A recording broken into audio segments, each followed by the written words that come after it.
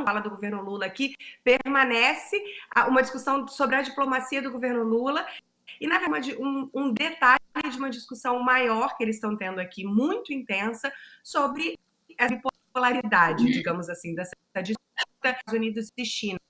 O New York Times fez uma matéria bem grande discutindo isso. Essa matéria falando abriu o tapete vermelho para Lula, colocou o tapete vermelho, chamou ele um velho amigo, tomou chá com Emmanuel Macron, e aí daí em diante vai falando isso, não quer receber o Biden, não quer dialogar com os Estados Unidos. Então, o Lula virou uma figura central, um exemplo central nessa disputa entre os dois países, que para a imprensa americana virou realmente o assunto mais importante desses últimos dias, se a gente não contar os assuntos domésticos, obviamente. Tá bem, então vamos falar agora mais dessa viagem do Lula. Nesse momento ele está na Europa, né, Portugal e Espanha. O Lula já abriu o governo dele, né, fazendo viagens importantes de importantes parceiros econômicos, passou pela Argentina, Estados Unidos, passou pela China, como você mencionou agora, e de toda forma, assim, já abre o governo completamente diferente de como foi a estratégia de política externa do governo Bolsonaro, né? Como é que tem sido essas primeiras viagens e, sobretudo, qual que é a tua avaliação desse início de governo quando a gente fala de política externa e diplomacia? É tão engraçado, né, Vivi? Porque logo que o Lula deu aquelas declarações mais duras e que o Lavrov chegou ao Brasil, eu fiz uma entrada no ICL e um monte de gente me mandou mensagem: você tá defendendo o Lula? Eu falei: gente, eu não tô defendendo o Lula, eu tô falando de fatos. Essa é a diplomacia do Lula desde os 2 primeiros mandatos. E é a diplomacia, na verdade, sejamos honestos, do Brasil, que é uma diplomacia que em vários momentos da história do Brasil tentou se manter multipolar, tentou se manter dialogando com vários aliados. A gente tem que lembrar que o Brasil não é os Estados Unidos, o Brasil não é a China. O Brasil é uma potência média tentando abrir diálogo com todo mundo. Você falou aí agora Portugal e Espanha, mas ele já passou pela Argentina. O primeiro país que ele visitou foi os Estados Unidos. Eu pareço uma vitrola quebrada, né? Lembrando disso. Mas eu gosto de lembrar que as pessoas às vezes falam de uma coisa só, igual aquela história da Crimeia lá no café da manhã. Lula falou que a Rússia vai ficar com a Crimeia, mas todo mundo esqueceu que ele falou também que os territórios a leste deveriam ser devolvidos para a Ucrânia. Então o pessoal foca no negócio, esquece o resto da conversa.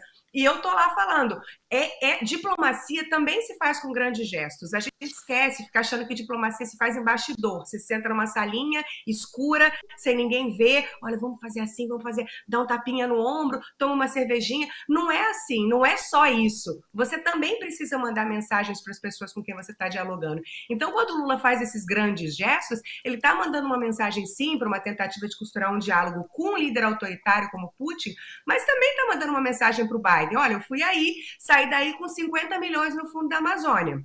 Eu estou aqui na China agora, o cara estende que tá vermelho, tem um monte de criança cantando Ivan Lins para mim, e eu saio daqui com acordos comerciais de 50 bilhões. É isso mesmo, Biden?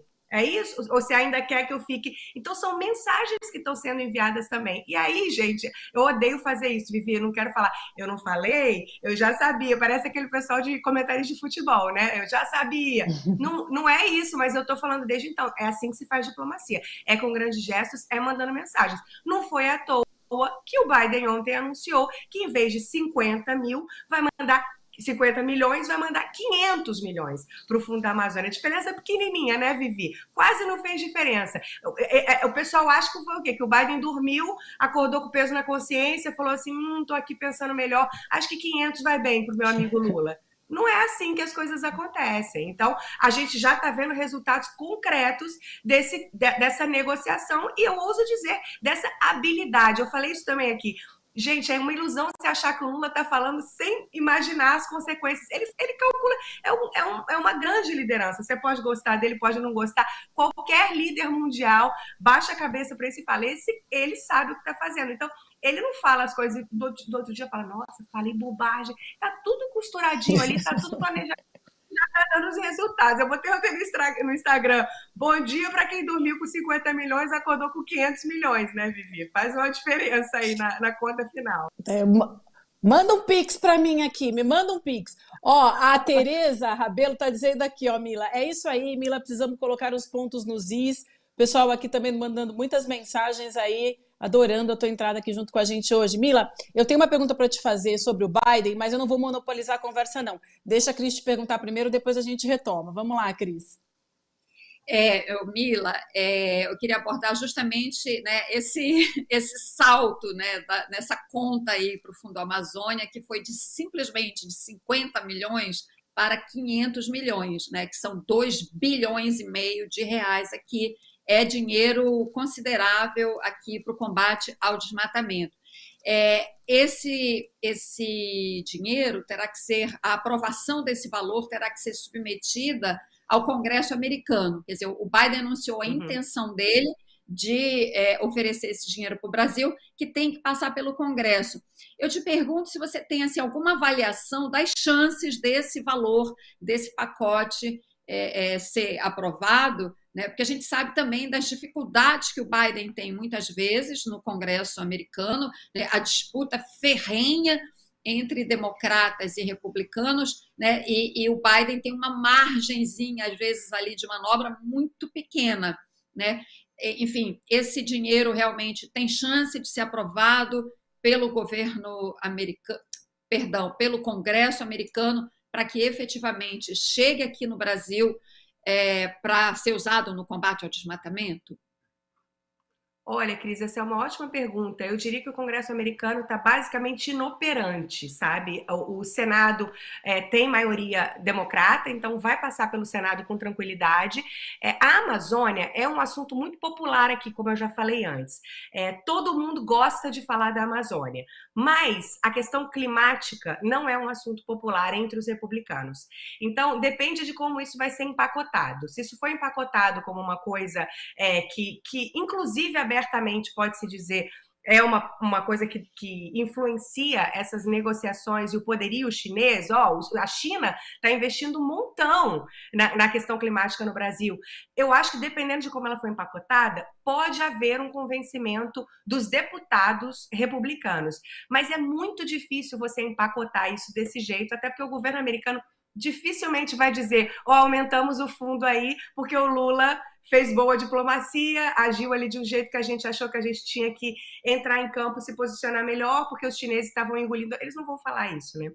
Então, eu acho que essa proposta, esse pacote, ele chega vendido como um pacote, a gente está vendo em todas as manchetes daqui, para lutar contra a crise na Amazônia, toda essa abertura, essa liberação da